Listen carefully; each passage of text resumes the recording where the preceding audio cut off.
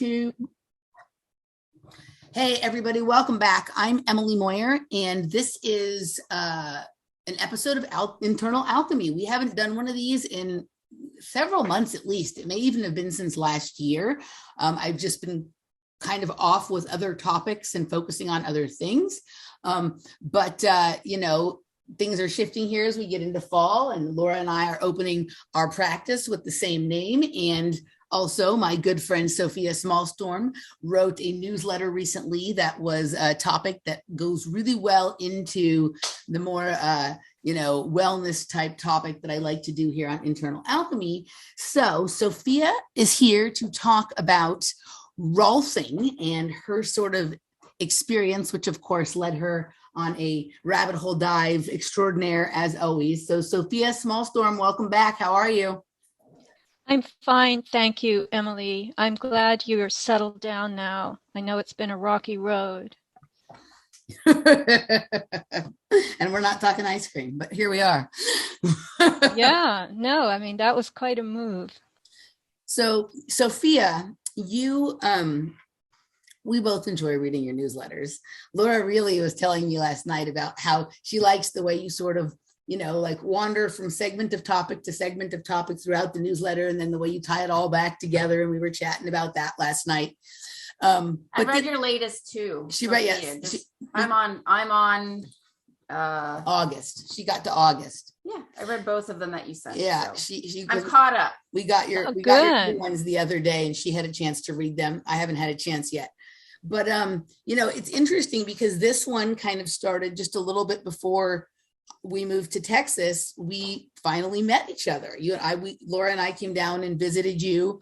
And then, after some chatting with Laura about some struggles you were having with your body, you came up, she treated you, and then it kind of started you in a little bit different of a direction that kind of led to the Rolfing and this newsletter and all that jazz. And so you've had quite the transformative physical experience over the course of the last several months. So lay it on us.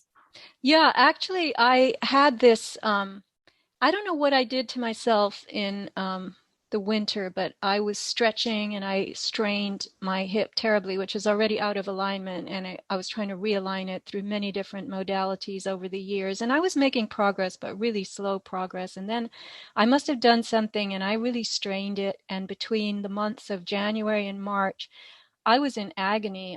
It was very difficult to walk. I was limping. And as I related in the newsletter, I took this walk in a beautiful area of San Diego. I was waiting for one of my suppliers to be freed up. He was with a client. He had not packaged a product the normal way. And I wanted to talk to him and say, I can't ship this unless you package it correctly. So I took a walk to kill the time. And then when I went back into his building, I saw on the credenza in the hallway a business card, and it said Rolfer on it. And I went, my God, I know about this stuff. So I grabbed that card, and that's how I got into Rolfing. And it was after that, I didn't have my appointment yet. It was after that you guys came down, but I still hadn't had my appointment. And Laura was very, very insightful, and obviously with her expertise was able to tell me, because I didn't realize it, that I wasn't moving my right leg. I was dragging it. I was lugging it. And my left leg, left side of my body was doing all the work and just pulling my right side along, because we took a walk together and Laura was behind me and she said, your butt isn't contracting. Your gluteus is not working. Try to contract it. And I kept saying, I can't. And anyway, so yes, after that, Laura, very, very kindly, lovely thing to do, gave me a treatment. And then I was awaiting my Rolfing session. And that's when the big 100-pound rock came down on me. Because my Rolfer is a big man. So maybe 200, 300-pound ball came down on you? So, I actually want to start with a warning to people. This has really not much to do with Rolfing, but the newsletter began with a story of friends of mine. Can we get into that? Because this was enormously important to me. So, we've all heard of hernias, right? Yep. And do you know what a hernia is, Emily? People have a vague idea. Yes. It's like when the lining splits and the organs start to push through and bulge out. Yeah, you have abdominal muscles in the abdominal wall. There are different kinds of hernias. There are inguinal, which are in the groin. There are hernias that are in the esophageal region. I think they're called hiatal hernias and whatnot. But a hernia, it occurs when some part of some organ starts popping through the wall that the body has to contain the viscera. And very typically, men get inguinal hernias in the groin. And there is somehow a weak spot develops in the fascia, which is what we're going to get into with the Rolfing discussion, or the muscle wall. And it's usually caused by exertion. And my friend Larry was not only an Ironman triathlete and a very, distinguished Ironman triathlete, but he taught phys ed at a local college. He was a personal trainer, and he started doing comedy hypnosis. So his comedy hypnosis consisted of, I have to say, quite hilarious, um, grad nights where he would call a bunch of these lunky adolescent boys and young women onto the stage, and he would snap his fingers and tell them sleep, and they would conk out, and then they would be hypnotized effectively, and he could give them all kinds of crazy suggestions, like to the men he would say, "You're pregnant," and they would immediately like put their hands on an imaginary pregnant belly, and then he would say, "You're giving birth," and they would start grunting and lying on the floor, and the rest of the auditorium filled with high schoolers and college students would start laughing their butts off. So when my friend Larry snapped his fingers and said, "Sleep," these husky adolescent boys would just drop into his arms. So he had to field this dead weight of all these young men night after night after night during May and June, year after year after year. And that's what produced the failure in his abdominal wall. And he got the two inguinal hernias, one on either side, the groin area. So he did what everybody does. He went and had mesh implants put in.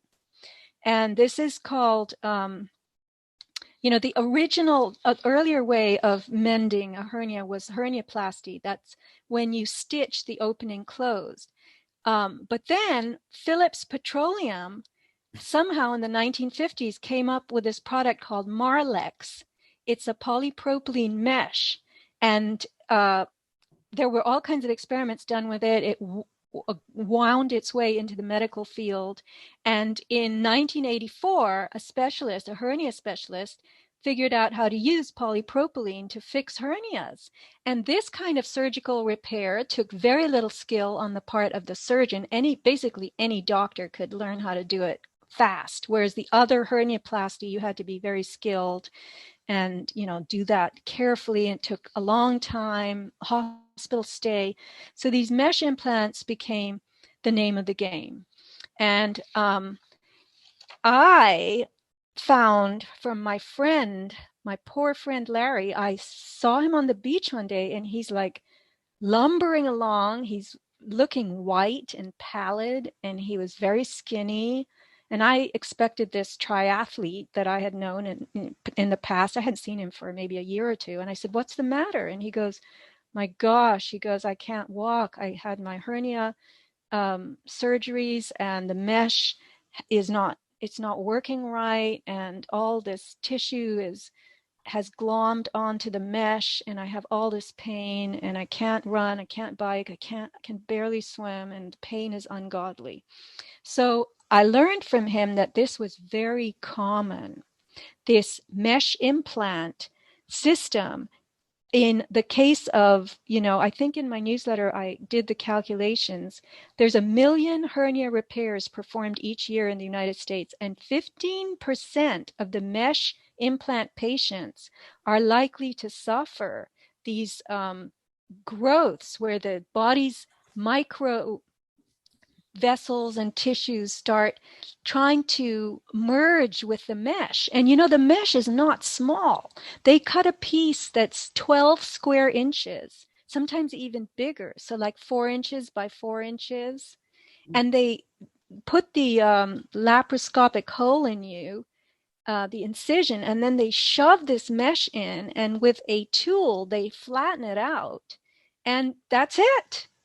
They can tack it. In Larry's case, his surgeon had actually used metal tacks to tack it to bone. And what happened to him was this mesh stuck in his groin on both sides. On one leg, the femoral artery got stuck to the mesh with scar tissue. So a lot of these people who suffer, and my calculations yielded the number 150,000 men per year who end up with terrible pain. They become, completely immobilized. There's obviously a range of difficulty that these 150,000 people might develop, but the worst cases are they're completely immobilized, and they have to go and spend money on another surgeon to do what's called an explant to remove the mesh. And in many cases, those microscopic tissues and vessels and layers of cells, fascia, have adhered to this mesh such that it can't be removed completely. And nobody talks about this. So we always see commercials, like infomercials for the class action lawsuits about what's the one that there's some sort of also mesh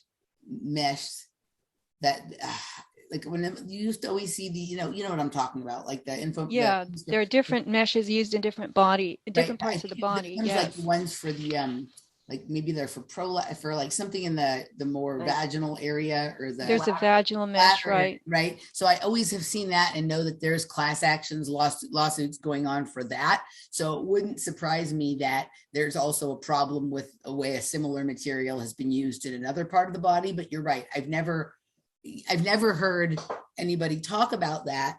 And then coincidentally, my one of the my co-host Michael Wan for one of the series that I do, he recently told me that in relation to something else, but he recently told me that he has that mesh from a hernia when he was younger, right? And he had it done many years ago. But even like right now, all of these years later, there's like some interesting activity going on the surface, like on his skin around the area where he had that.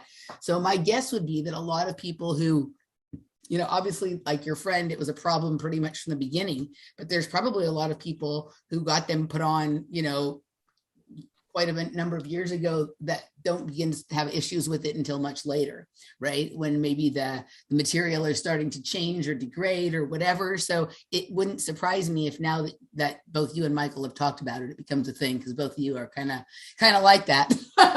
Yeah. My friend had his surgery done in the early 2000s, and nobody was challenging mesh then. And I think it took a year or more for the problems to develop. And I wrote in my newsletter, hardly anyone knew about Chevron Phillips's concerns that Marlex polypropylene was being used in permanent medical implants. So that concern was voiced by Chevron Phillips, which was the maker of this type of mesh, Marlex, which was fairly heavy type of mesh, back in 1997. And then Chevron Phillips had a subsidiary that also warned in 2004, do not use this Chevron Phillips chemical company LP material in medical applications involving permanent implantation in the human body or permanent contact with internal body fluids or tissues. So there were warnings. So I looked up polypropylene while you were talking, right? Mm-hmm. And then it also, obviously that word sounds pretty close to polyethylene, which we're hearing a lot about in relation to one of the countermeasures, right? Be careful how I talk about there. But, and I was looking to see, and it seems like it's a similar kind of material. I mean, it's a different actual compound or whatever, but it's interesting that like, here we are again with a similar type of substance being introduced to everybody, not everybody's body, but as many bodies as they can get it into, right? And I'm imagining that the two materials are more similar than different. I couldn't say, Emily. I just know that polypropylene is a petroleum derivative product. You know, it's a form of nylon, I think it is actually. What's the thing with the suggested countermeasures that are they're trying to get everyone to do? There's some ingredient that is like the coating for it, right? That like isn't it called the polyethylene or poly something glycol or something like that? Oh yeah, polyethylene glycol. Yeah. Yes. Right. And so, Yeah, I mean these chemical products taking up residence in our bodies, and then the effort of the body, and this is what we're going to get into when we start talking about fascia. okay. So in 2018, a new organ was announced, okay? Mm-hmm. And it was called the interstitium. Yeah. Some people mispronounce it interstidium or stitium, but it's interstitium. I've heard of it from Laura before. Right. And this is the universe of connective material in the body. And it is, as has been theorized, and this is not a wild theory, it is a very intelligent medium. It's a very alive and awakened medium in the body. So, you know, I used to wonder, before I really understood much about fascia, I used to wonder, all right, so how's the body put together? Like, if you were to take the skin off, or you took a cross section of like an arm or a leg and you looked down it, you would see the bones. We're talking a cross section, like if you slice a cucumber, right? So you look down, you see the bones coming up through vertically, and you see muscles, and you see arteries, and you see veins, and you see nerves.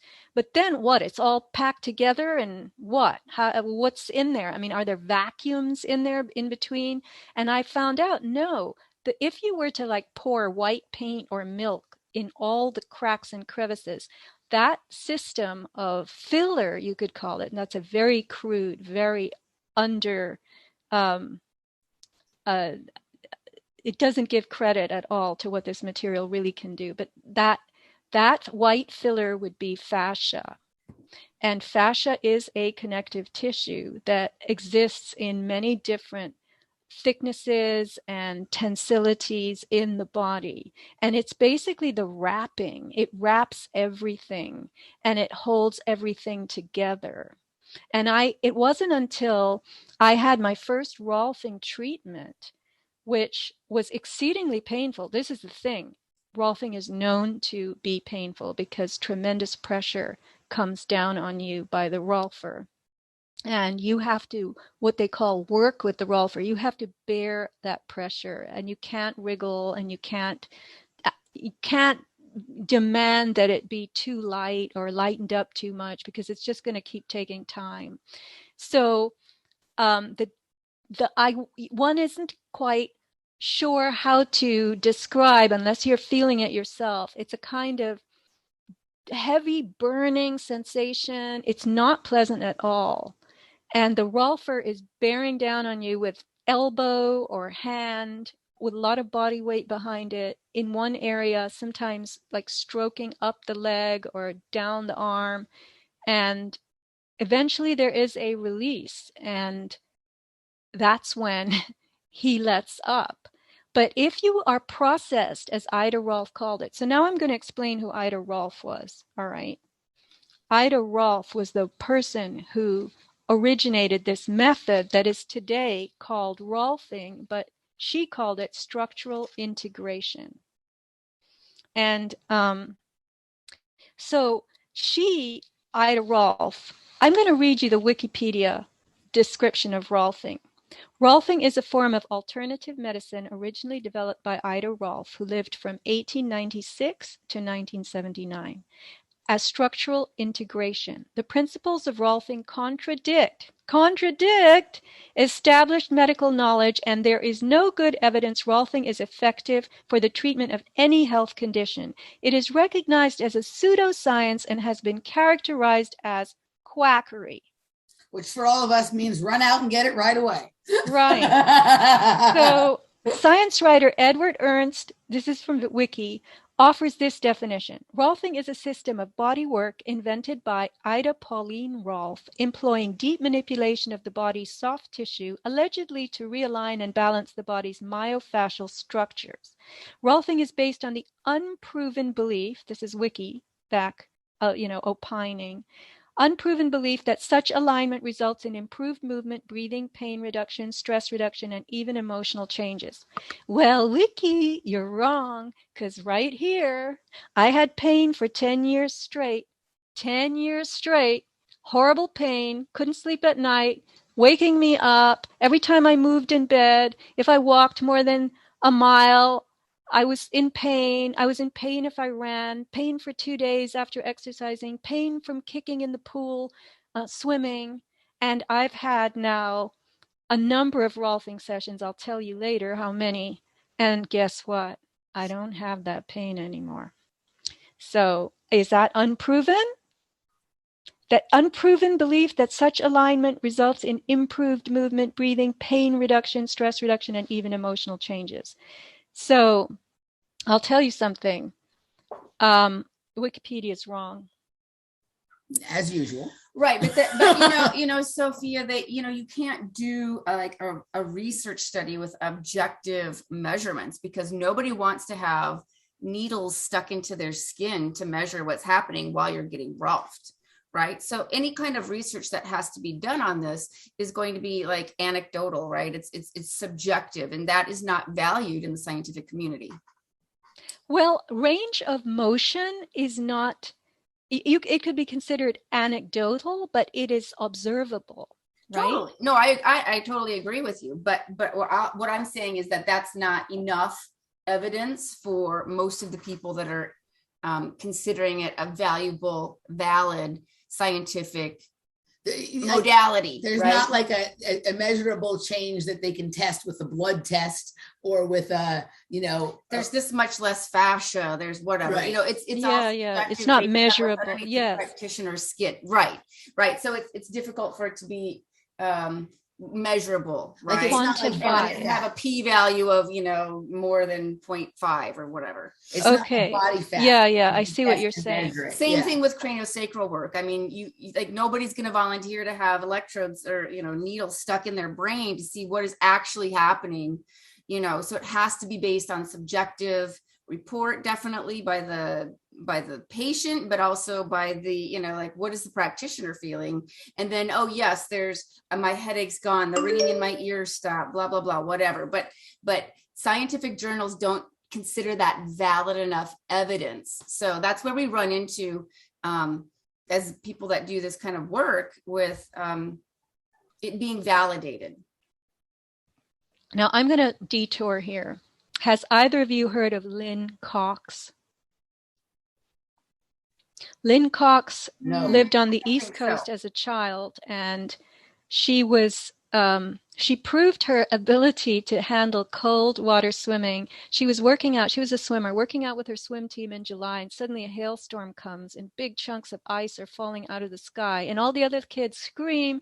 The coaches go, "Get out of the water, the hailstorm." And Lynn Cox loves it, and she's just slapping away in the water, doing lap after lap, and the coach says, "Get out, Lynn, get out, you're in an ice storm." And she goes, "No, I love it." So her parents realized she's unique, and they moved her to Seal Beach, where she started to swim year-round in LA, LA area. Actually, I think it's Orange County. And Lynn Cox has become distinguished as the world's most amazing cold water swimmer.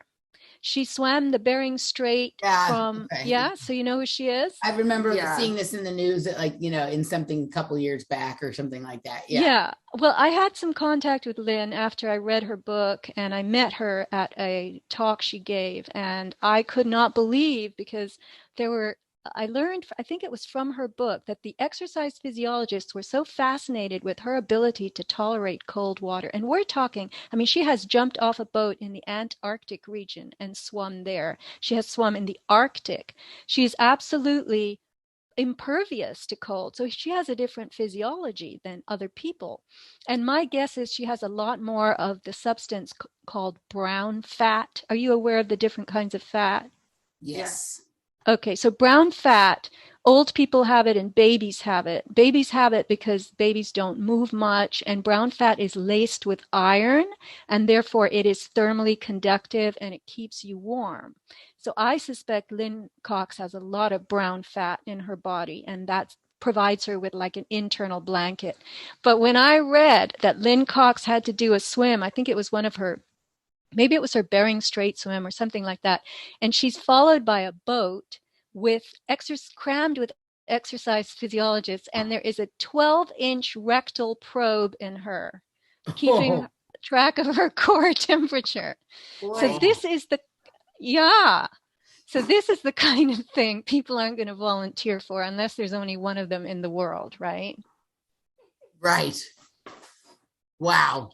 That's a wow, isn't it? Yeah, but this thing with the brown fat though, and like thermogenesis, right? Because the brown fat is what people who are hoping to have lots of success with like ketogenic diet and lots of exercise are hoping that that's the kind of fat that they have. So I'm familiar with this, but people who have the brown fat like tend to run hot, right? They tend to create a ton of heat from the inside. I happen to be one of these people, and like sometimes you can just be next to me and you can feel all the heat radiating out from me. So she has the ability to create heat from the inside out, and so she can, you know, like her body when it's, you know, the Arctic Ocean just feels like good air conditioning to her. I love the air conditioning, right? I love when I walk into a place that has it on like 65 or something. It feels great to me, right? But Laura doesn't like it. You don't like it. It's just because the way our bodies create heat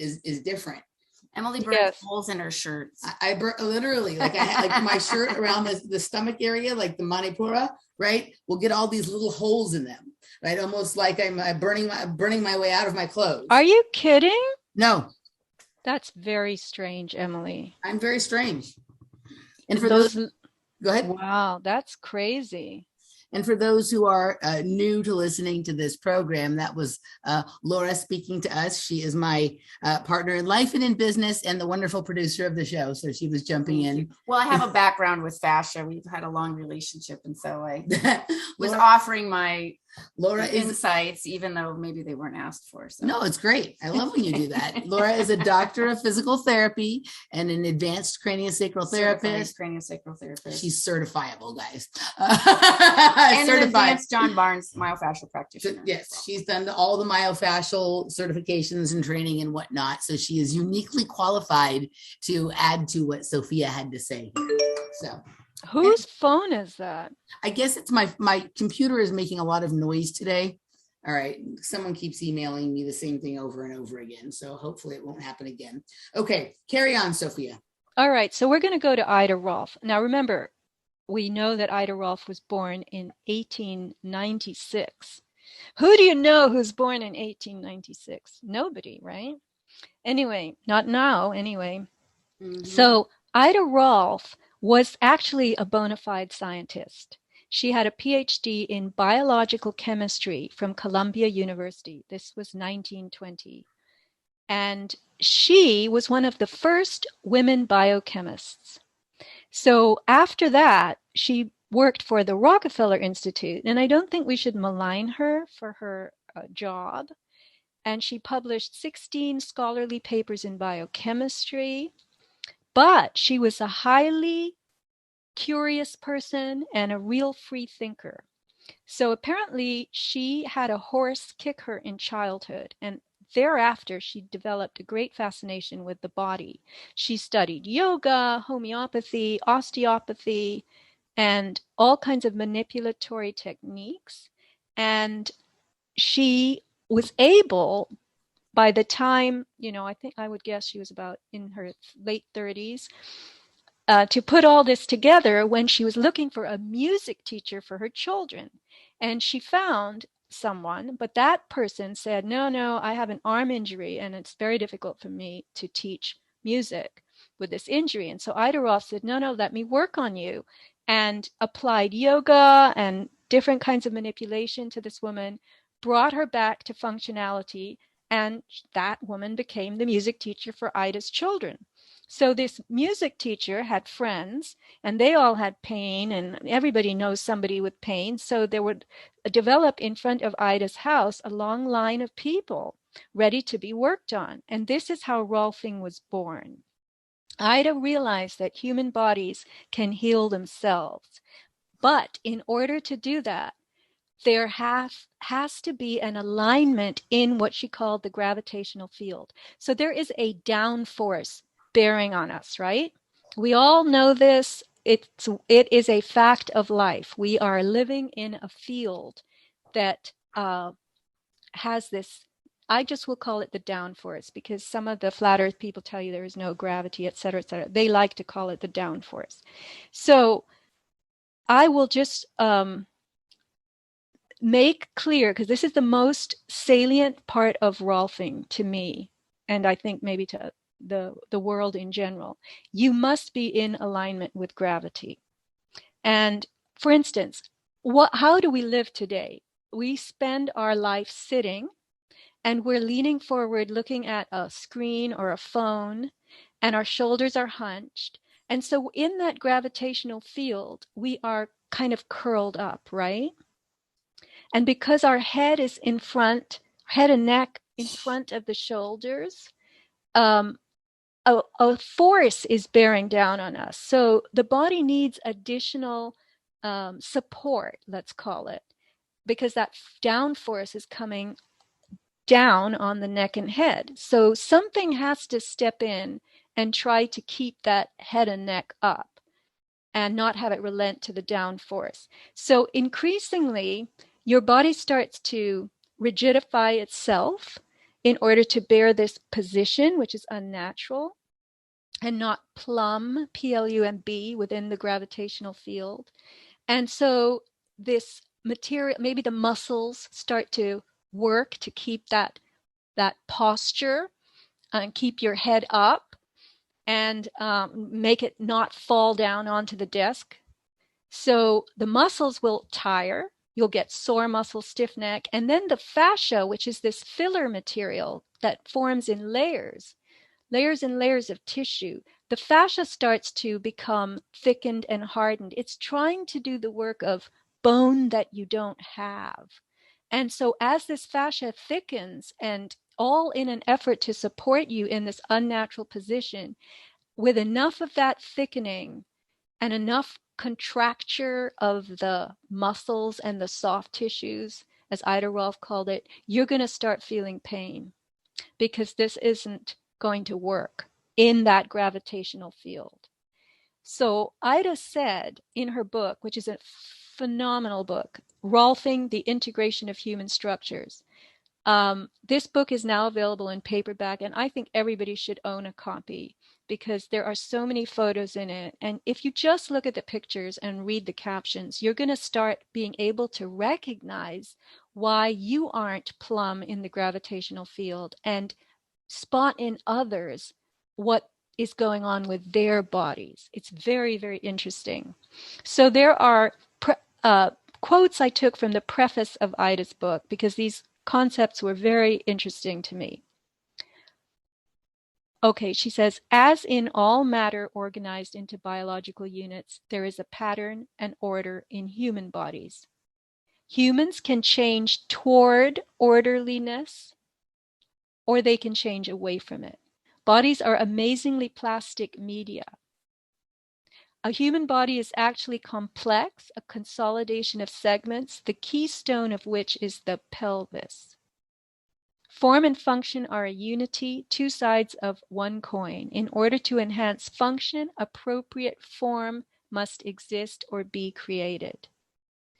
So she called people's bodies the random body. And the random body, she said, becomes deviant. It becomes disorganized because of things that happen to you. It could be postures that you take habitually, emotions that plant themselves in you and give you a stance or a posture, right? Angry people tend to be very, very kind of, what's the word? Tight and just the way your face would scowl and frown a lot, that's a posture that your face takes, that expression. Your body does similar things. Or there's that component of accident. You could have an accident and you could injure yourself, and that leads to something being misaligned or out of the normal pattern or form that you were born with or had before the accident. So she says also what's interesting, in the average person, the original pattern has become submerged under layers of fleshy disorder. I do not mean fat. So these concepts are the basis of what she calls her processing of the body, which is this manipulation of fascia, and it's done in 10 different sessions. That's called the 10 series. And here's another example of a concept in her preface. The torso is not balanced over the legs, lagging behind. We've all seen this. The abdomen may lead the body and the legs scurry along, trying to fit themselves underneath. The neck and head may well be 6 inches in front of the position that gravity and common sense dictate as appropriate. So this she calls a picture of disordered structure. And she lays out here that 20th century medicine has worked chemically on people, not structurally. So we need to develop, in treating human beings, relieving them of pain, something that helps them with their structure. Right, Laura? Absolutely. You're on mute. Go ahead. Sorry. Yeah, absolutely. This is a crux of my practice, is helping people get aligned so that they're, basically the hoses in their body that carry all these fluids can work properly. I'm not sure if you're going to mention this, but the fascial compression has the capacity to restrict or put pressure on at a rate of 2,000 pounds per square inch, which is tremendous. And so there are regions. The strength of a radial tire, a steel belted radial tire. Yeah, I used to teach a myofascial stretching course to my patients, and I would always tell them this, and that there's a lot of reasons why people will have a surgery for, let's say, back pain, for a disc that may or may not actually be the genesis of the pain that they're feeling. Oftentimes it's the fascial restrictions around the blood vessels, the nerves, the lymph vessels, all those things that are putting intense pressure and sending pain messages to the brain. And people will come out of surgery and say, well, I had a surgery, I expect my pain to be gone. And it's not.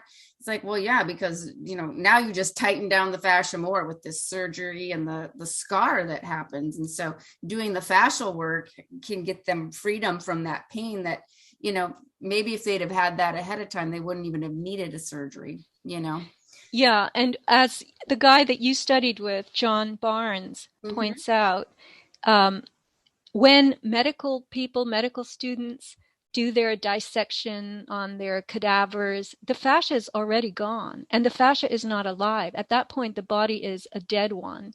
And so whatever fascial material is in there has already started to harden. So he has the website myofascialrelease.com. And he says here, this is a very good description: fascia is a specialized system of the body that has an appearance similar to a spider's web or sweater. Fascia is very densely woven, covering and interpenetrating every muscle, bone, nerve, artery, vein, as well as all of our internal organs, including the heart, lung, brains, spinal cord. It's actually one continuous structure that exists from head to toe without interruption. So in this way, he says, you can begin to see that each part of the entire body is connected to every other part by the fascia, like the yarn in a sweater. It basically holds everything onto your skeletal structure, right? Right. It's basic. So it's when your friend with the hernia, right, got the mesh to hold in the hernia, that is a poor synthetic attempt to replicate something that does actually happen in the body, right? Of course, there it's toxic and, held on with tacks, and that doesn't make any sense. But there was sort of a natural truth that it was trying to mimic, however poorly. extremely poorly, because what it did was it interrupted the fascial Yes. universe. Yes. And the fascial universe goes, what's this? I'm going to try to merge with this. I'm going to try to make this part of me. And there is a woman called Pam Foley I discovered online, and she is, again, she's an offshoot of Barnes, the physical therapist with whom Laura studied. She's quoting something that I think she learned from him, but I used her quote. Fascia has been described as a liquid crystalline matrix, which is basically a single sheet of connective tissue made primarily of collagen fibers that wraps every structure in the body. These fascial fibers can bind together to form thicker branches, giving form to the body, or single fibers can separate from the branch, forming a more complex system. Neuroscientists have come to believe that fascia is the structure that carries consciousness. Now, she says, fascial fibers are hollow tubes filled with fluid that have the ability to conduct light, similar to fiber optics. Consequently, they can relay information to the brain faster than nerve impulses. They provide separation between structures, and that's the most basic role of fascia as a mechanical lubricant. Preventing, for example, muscles from rubbing together. They can store and release kinetic energy. In a fight or flight situation, fascia can clamp down on blood vessels and nerves, slowing potential blood loss and dulling pain sensations. So Barnes says that the neuron doctrine, he calls it the neuromatrix theory of science, suggests that it's the brain and neural system that run the body. However, the brain and neural systems are contained within a larger and much more potent, let's call it, crystalline fiber network, the fascial system, which transmits the flow of information, light, sound necessary for health and vibrant living. So, here's where this was the $64,000 truffle hound find that I got out of this. The brain and every nerve of our body lie within and are profoundly influenced by the liquid gelatinous ground substance of the fascial system. It is a well-known fact that nerves can only transmit signals at slightly over 20 meters per second. Therefore, it is impossible for nerves to stimulate the trillions of cells of our body that each have more than 100,000 reactions per second. So the fascial system functions as a fiber optic network that bathes each cell with information, light, energy, sound, nutrition, oxygen, biochemicals, and hormones. And this is our internal universe. This is what gets interrupted. This is what coheres our whole body and makes it work as one system. We are not an arm, a leg. I mean, you go to an orthopedist and he goes, all right, so what's the matter? You sprained your ankle? Let's see. You have a strain on your blah, blah, blah, Achilles tendon or this or that. No, that's not it. There's way more to it. Your system has been brought down by this injury in this place, but that doesn't erase the fact that your system is suffering. Right, Laura?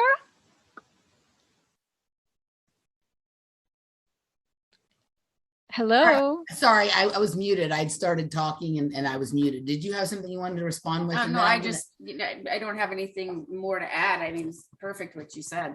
Yes, and so when I came across this word ground substance from John Barnes, I went, yes. The truffle hound has found the scent of a truffle. I have to keep running. I have to find more out about this, but I couldn't really find much more. So what happens? I go for Rolfing, and my Rolfer was a bowler as a child. He was a Cracker Jack bowling champion in San Diego. And even though he performed well and he won bowling tournaments, I guess they are, he said he developed terrible back problems. He said he had a flawed technique. And he, as a teenager, was dragged to chiropractor after chiropractor by his parents, couldn't get any relief, saw more than a dozen chiropractors. And he told me that the last chiropractor he saw was into deep tissue massage. And he said, would you like me to try this on you? And that had better results than any chiropractic manipulation he had experienced for the last, whatever, 10 or more years. So he began to study deep tissue massage himself. He said, my gosh, and that's what usually happens. Something works for you, you want to learn more about it, and then you might end up doing it professionally. And in the course of studying deep tissue massage, he came across Rolfing. And he said he was Rolfed over the course of a weekend. He continued to be Rolfed, and he said, I never had back pain again. And because he was a bowler, I guess bowlers have hefty fingers with a lot of strength, it is easy for him to Rolf people. I couldn't be a good Rolfer because I would tire immediately, because the way he does it and the way a lot of them do it, they are exerting a lot of pressure on your body. And this is, we might save this for the second hour, because the reason that it works is something Ida Rolf described briefly in her book, and the truffle hound was on to another huge find. I'm the truffle hound. We know. I was like, maybe from now on, the shows I do with you, I'm going to call Truffle Hound Treats, and people will think it's a show about food, right? And so it'll get recommended in people's feeds on YouTube, right? I figured out that if you make it seem like your shows are either about like cute animal tricks or, you know, whatever you ate for dinner last night, then you get hundreds of thousands of views, as opposed to if you try and, you know, let people know that you're trying to tell them the truth about something, that, you know, that gets downgraded, right? But if you either we could find a picture of a truffle hound, a cute one, and use that as our thumbnail, and right. But you know, I think this is the future of how we're going to hide informative media inside of nonsense, is by making everything about pets and food, right? Not bad, Emily. So from here on out, the shows with Sofia will be Truffle Hound Treats. There you go. That's good. All right, but we have to find a truffle hound that represents me adequately. Well, we can do a joint. We can make this a joint project, selecting the right, you know, icon to use or whatnot. So, while you were talking about the fascia in the body and, you know, the sort of fascial network, it made me think.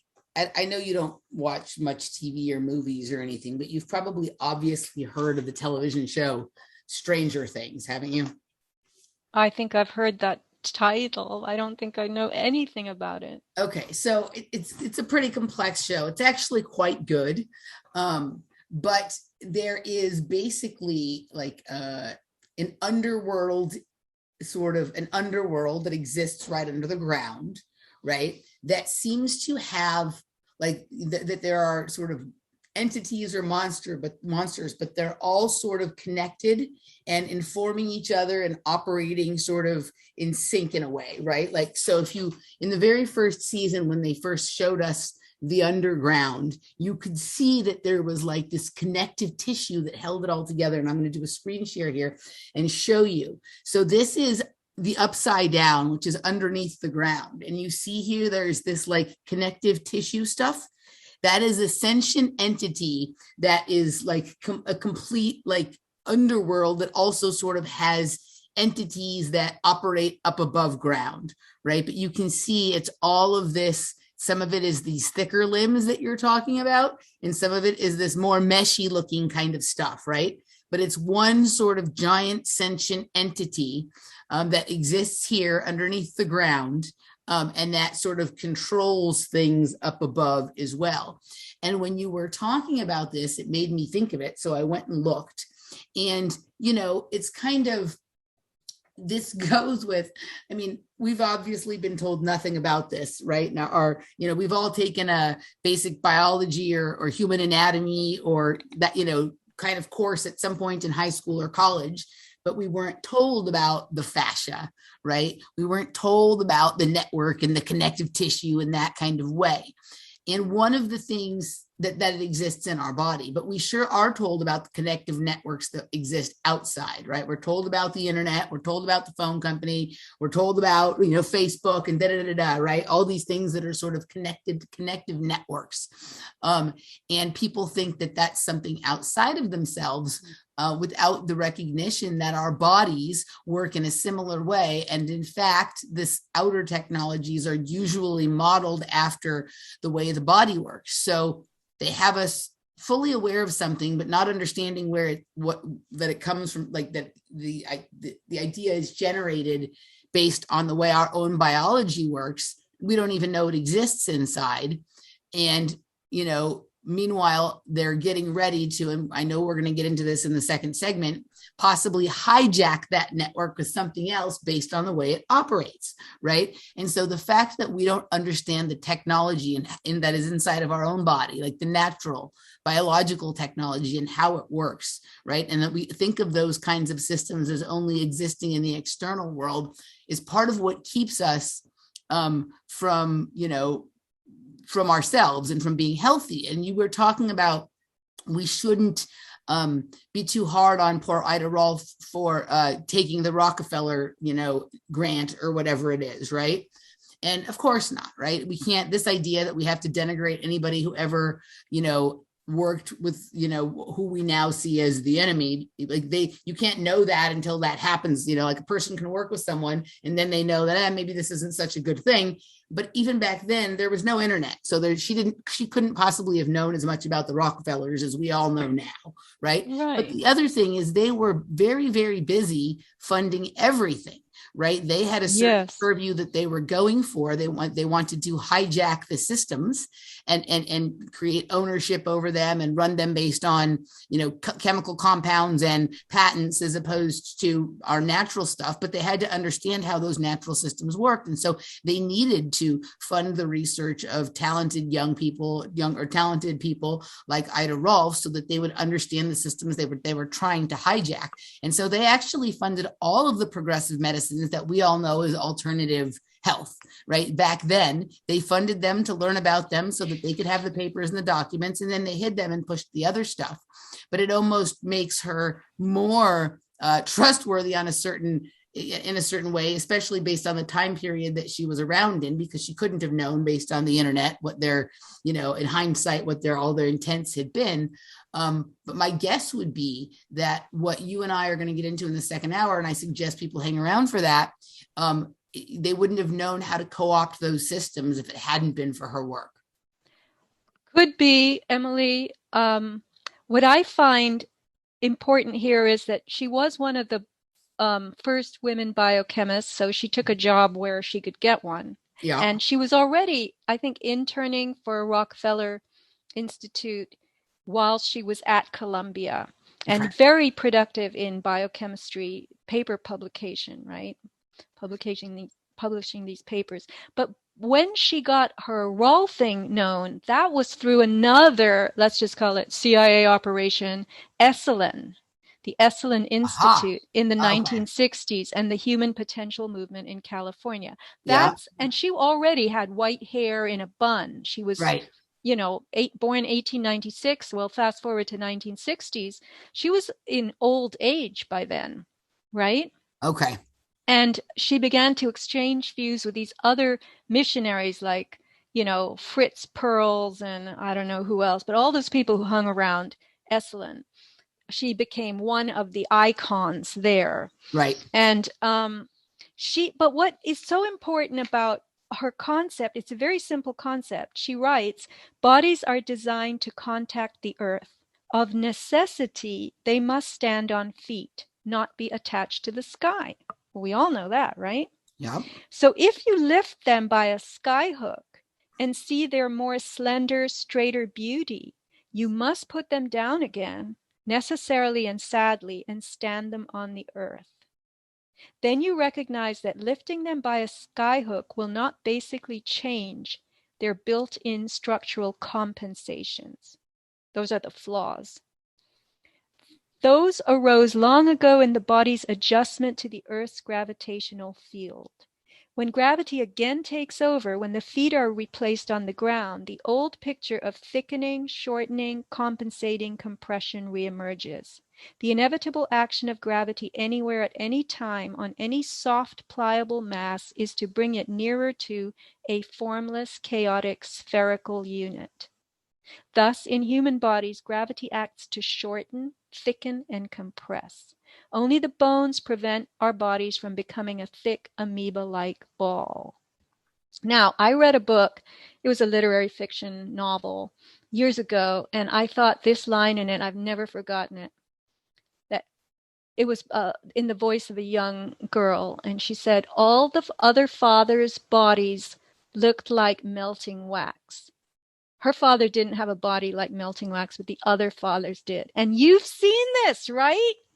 Yes. The body like melting wax that's in middle age, the shoulders become smaller and all that fat starts, like bubbling down and gathers around the midsection. And that's the effect of gravity. It's that your gravity is shortening, thickening, compressing you, trying to reduce you into a formless spherical unit. So Ida's mission was to introduce lengthening to counter this shortening. And so her processing through this massage-like method was about freeing us back into our original form. And a great Rolfer, Don Johnson, now he used to be a university professor, and he gave it up once he was Rolfed and he became a professional Rolfer. His book, if you can find it, it's a book worth reading, The Protean Body, Protean. I actually bought another copy of it. It was $30, paperback, because I wanted two, in case something happened to my first one. I know, I'm an idiot. But the truffle hound needs backup truffle collection.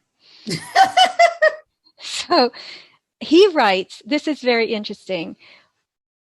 Rolfing is a slow, sensitive, and gentle moving of tissue according to the rhythms of the flesh.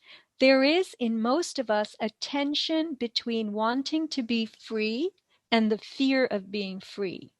In the flesh, it manifests itself as a conflict between the tissues moving with the Rolfer's hands and its resisting them. The resistance and tightening are the major sources of pain.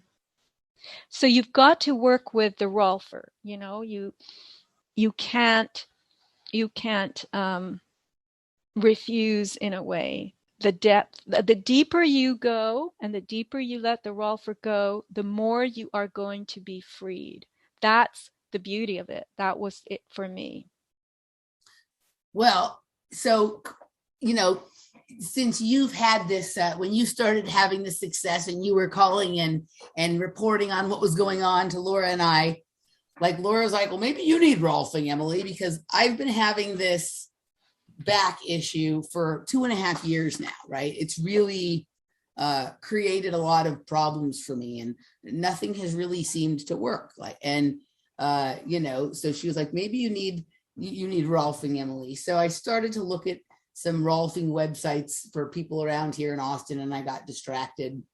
But eventually I got back to it, especially after hearing some more of your reports. And I have found somebody who I think is the right person for me. Unfortunately, he's booked until December, so I'm not starting until December, but my little inner knower knows that this is the right person. So I'm waiting for him.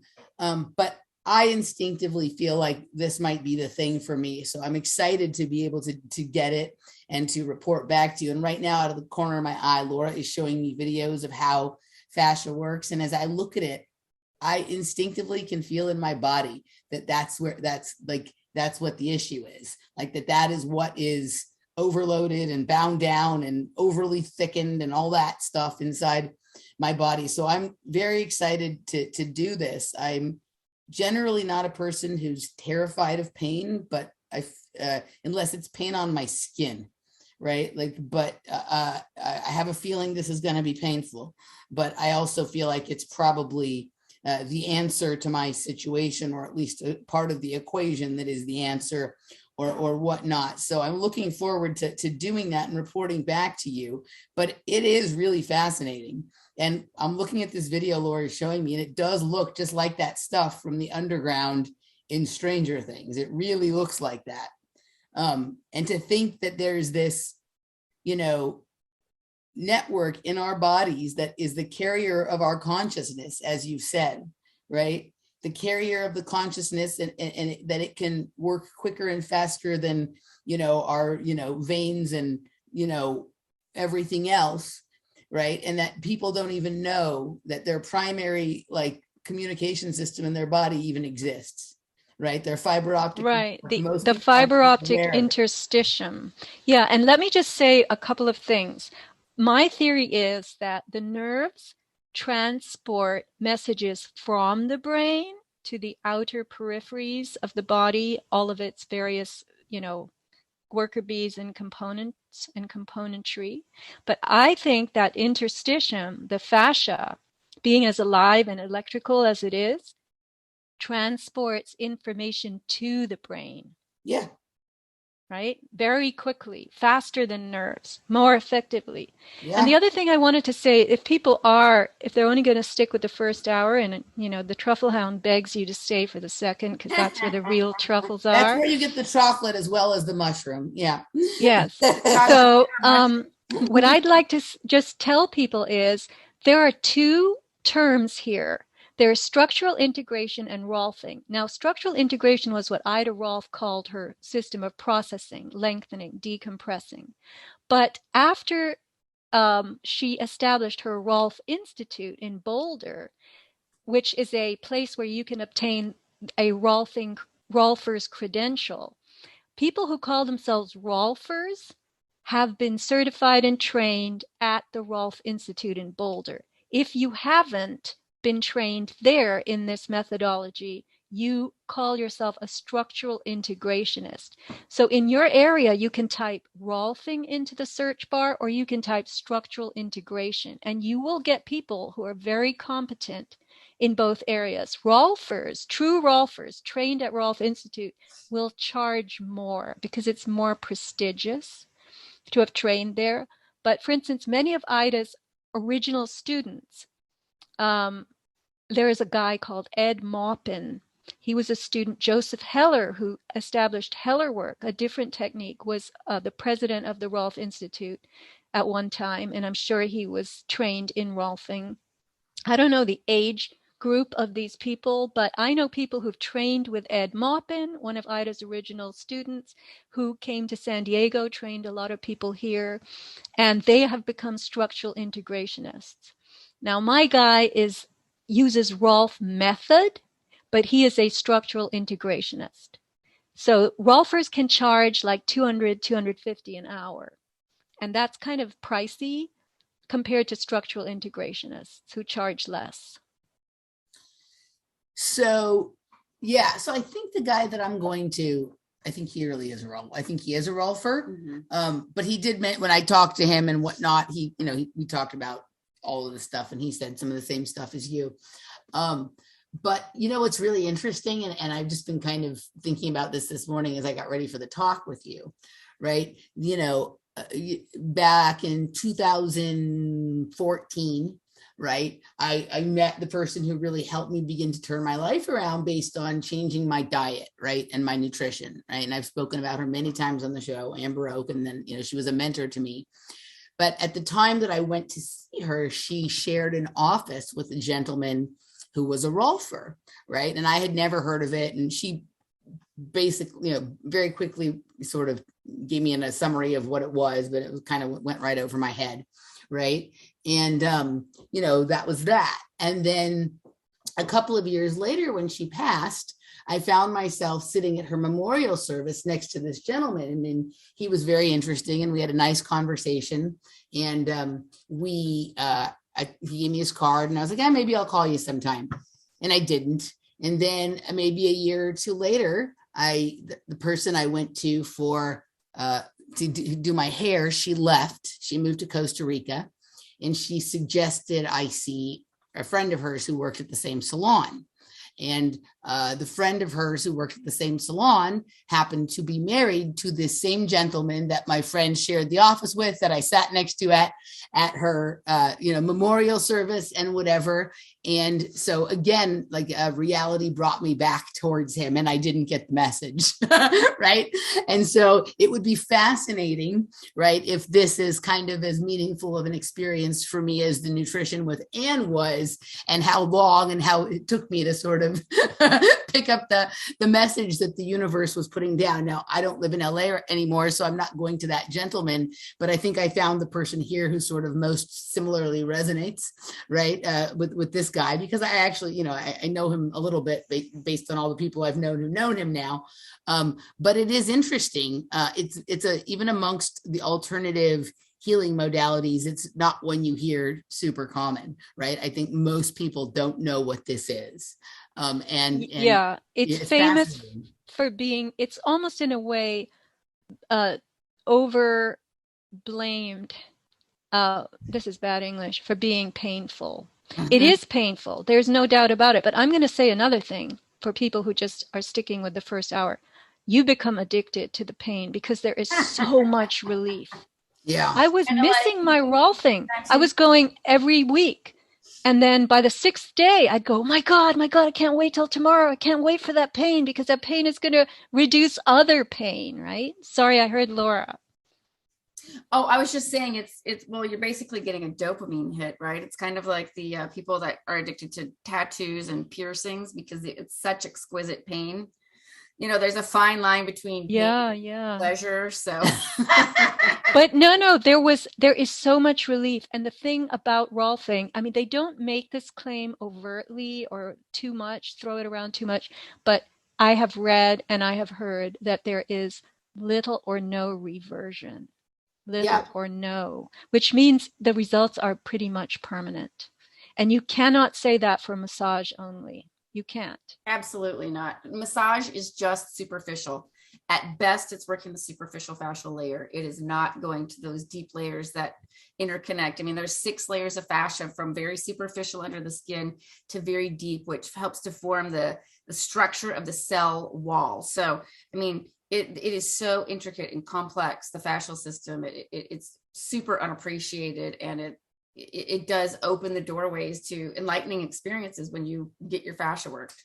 Yes, and that's the other thing. You have these flashes of not just enlightenment, but memory triggering from the past. I would play in certain Rolfing sessions entire scenes in my mind that were, I don't believe they ever happened to me, but these were things maybe that I don't know where they came from, but it was like watching a play. And then there's the memory triggering, which is also, it can be traumatic memories, but those memories are trapped in that tissue. And so to free the tissue, freeze those events. Well, right? It's kind of the emotions that come with it. So yes, you have the opportunity to release it or stuff it back down. Right. Whatever. Yes. That's a good way of putting it. So it's kind of like if this fascia is the, network of the body, this connective network that carries information even better and faster than nerves or any of that kind of stuff, right? It's kind of like, suddenly getting access to the files that you didn't know about that existed on that network, right? Kind of suddenly being able to decrypt them and have access to all the information that was stored in your body, but that you didn't have access to. Yes, exactly. And also form, the reversion of form. I mean, people know very well that your body changes shape and form completely. I mean, you end up looking totally different when you're 50 than you did when you were 15, right? Absolutely. And people think that the weight they've gained and the pot belly and the dumpier butt that they get when they're 50, this isn't something they could ever really get rid of unless they lost a whole lot of weight and dieted. People always say, I must lose weight, I must diet, I'll take the keto diet or whatever. But Rolfing changes your body. It actually, because it is so it works with the form so much, and it introduces that lengthening and undoes the compression, you actually end up becoming taller in many instances, more graceful, more erect. And, I'll talk about the pelvis a little bit. The pelvis is the central area of your body in terms of this Rolfing, the pelvic bowl. It contains your internal organs, your viscera. The body should have a pelvis position such that those viscera are held in that bowl. And what happens is, a lot of times the pelvis tips and the viscera fall out of the bowl, and then boom, you get a pot belly and you think you're fat. It's not necessarily that you're fat, it's that your pelvis has tipped its contents out of the bowl, right? So then you can have like what happened to me, which was because I sat cross-legged at the computer. This is my theory. For 30 years, I always put my right leg over my left. Like Laura, I was frequently cold. I would make cups of tea. I wrote, I researched, I did a lot of work on computer, and I would cross my right leg over my left. And so I skewed my pelvis. And if your pelvis becomes rotated or even tilted, then the ball and socket joint of the thigh doesn't move freely. So now we develop a shuffle gait, and all of these compensations result in something else going out of whack and some other compensation. And as Laura told me when she examined me after the walk, during which she observed that I was dragging my right side, she said, you have layers and layers and layers and layers of compensation. And that was true.